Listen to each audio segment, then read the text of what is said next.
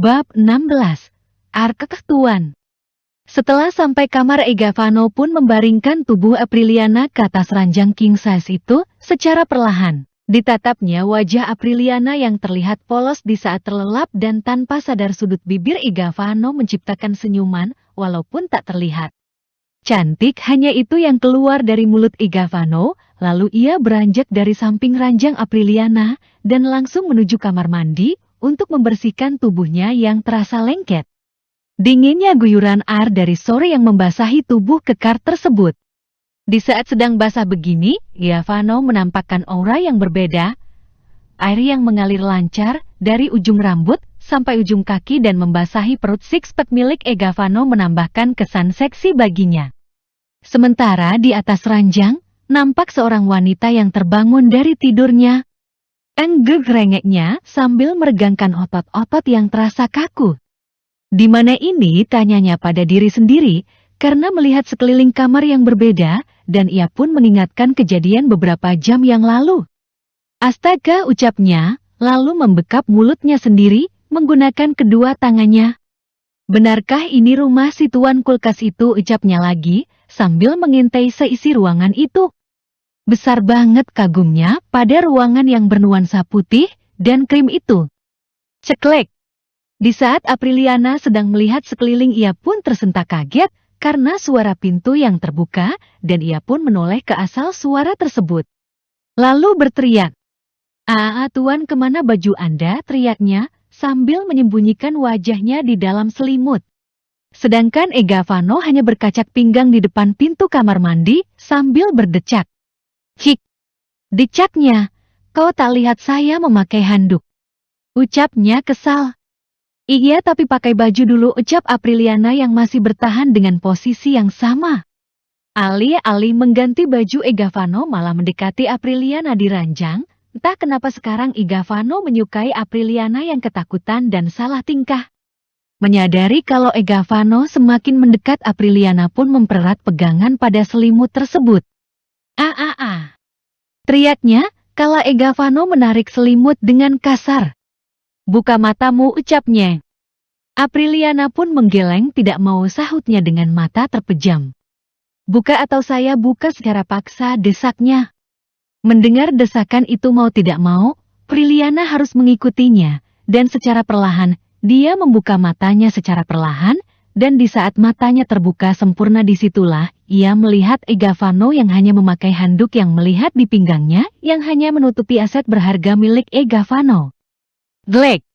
Apriliana pun menelan ludah dengan kasar, dan dengan cepat ia menoleh ke samping untuk menghindari tatapan tajam dari Egavano.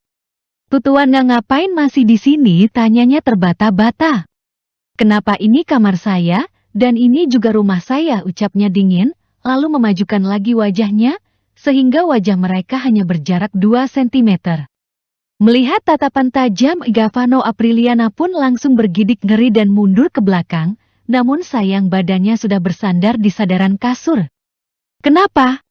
tanya Egavano dengan alis terangkat sebelah. Tidak tuh." "Tok tok tok." Ucapan Apriliana terpotong karena suara ketukan dari pintu kamar Egavano. "Brengsek!" ucapnya kesal, lalu berdiri dan melenggang pergi meninggalkan Apriliana. Melihat kepergian Egavano, Apriliana pun mengusap dadanya dan menghembuskan nafas yang tersegel-segel. "Selamat," ucapnya dengan nafas naik turun. Sementara Egavano kembali kesal karena ulah sang anak buah dia Jeti gagal membuat Apriliana ketakutan. "Ada apa?" tanyanya datar, lalu duduk di kursi kebesarannya itu. "Senjata yang dikirim sudah sampai, bos, dan sejumlah uang tunai sudah masuk di rekening bos," tutur Miko kepada Egavano. "Oke, sudah masuk," ucapnya. "Baiklah, saya permisi dulu, bos," pamit Miko kepada Egavano. Setelah kepergian Miko, Egavano pun keluar dari ruang kerja tersebut, dan niat hati mau ke tempat senjatanya disimpan. Namun diurungkan kala mendengar teriakan yang cukup keras dari kamar atas. Tuanen!" teriak Apriliana. Brak! Pintu dibuka dengan kasar, dan Egavano langsung berlari ke arah Apriliana. "Ada apa?" tanyanya panik. Tuan, ada apa? Tanya seorang wanita yang juga terlihat panik. Ada apa, Apriliana? Tanyanya sekali lagi, namun dengan suara meninggi. Didi di sana ada, selesai. Ucapnya terlalu gugup. Ada apa? Jangan buat saya marah, Apriliana, bentak Egavano yang sudah kehabisan kesabaran. Di sana ada seseorang, tunjuk Apriliana pada pintu balkon yang terbuka. Egavano pun mengikuti arahan dari Apriliana dan ia langsung mengerutkan keningnya. Sial, ucapnya, lalu berlari ke arah balkon dan langsung menghubungi Miko. Halo bos, ada apa? Cepat ke sini, ada seorang penyusup yang berani memasuki halaman rumahku. Baik bos. Miko pun mematikan panggilan tersebut, lalu memutar setir mobilnya kembali ke arah mansion megah itu. Di sepanjang perjalanan Miko terus berpikir siapa kira-kira yang sudah berani masuk ke rumah Egavano, dan apa tujuannya. Sementara di mansion terlihat Apriliana yang sedang ketakutan parah, bahkan ia sampai mengigil. Apa yang dia lakukan padamu? Tanya Egavano sambil mendekat ke arah Apriliana.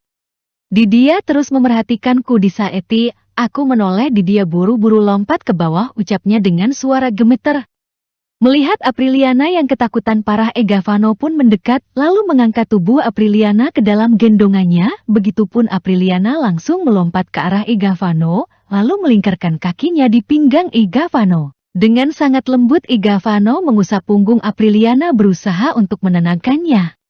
Berbeda dengan para pelayan yang masih berdiri di sana. Ia pun membolakan matanya karena kaget atas perilaku manis Egavano kepada Apriliana. Jarang bagi Egavano berperilaku hangat seperti ini, bukan jarang sih, melainkan tidak sama sekali. Miko yang baru sampai juga ikut melongo, melihat Egavano yang mengendong Apriliana yang seperti anak kecil. Astaga, benarkah itu bos? Tanyanya pada diri sendiri. Pelayan yang menyadari akan kedatangan Miko langsung menyingkir, lalu membungkukkan badan. Malam tuan, sapa seorang pelayan cantik itu. Miko yang masih dilanda kebingungan pun langsung bertanya pada pelayan yang ada di sana. Apa yang terjadi? Tanyanya. Kami juga kurang tahu tuan. Di saat kami sedang menyiapkan makan malam, Nona Apriliana tiba-tiba berteriak minta tolong, dan saat kami sampai ke sini Nona Apriliana sudah meringkuk dengan wajah pucat di bawah ranjang dan pintu balkon pun terbuka. Jelas salah satu pelayan di sana panjang lebar, sementara Miko hanya manggut-manggut mengerti. Baiklah, kembali ke bawah, pintanya. Baik, kami permisi tuan. Sahutnya dengan membungkuk, lalu turun ke bawah, buat melanjutkan aktivitas yang sempat tertunda. Boleh saya masuk bos? Ucap Miko dengan sedikit berteriak. Apriliana yang mulai tertidur di gendongan Egavano merasa terusik dan langsung mengeliat, namun itu hanya sementara, karena Egavano langsung menenangkannya lagi, sementara Miko langsung mendapatkan tatapan tajam dari Egavano. Merasa Apriliana sudah benar-benar pulas, ia segera meletakkannya di atas ranjang dengan hati-hati, lalu menyelimutinya. Ikut saya ke balkon, pinta Egavano, dan Miko pun mengikutinya. Sesampainya di balkon, Egavano pun mulai membuka suara. Caritai, siapa yang sudah berani masuk ke dalam mansion saya? Ucapnya dengan pandangan marah dan lurus ke depan. Baik bos, sahutnya. Kita ke bawah. Tapi Nona. Ucapannya terhenti karena Egavano langsung memotongnya. Dia sudah tidur, ucapnya, lalu beranjak masuk ke kamarnya. Hei semua, maaf ya baru update, soalnya masih sibuk.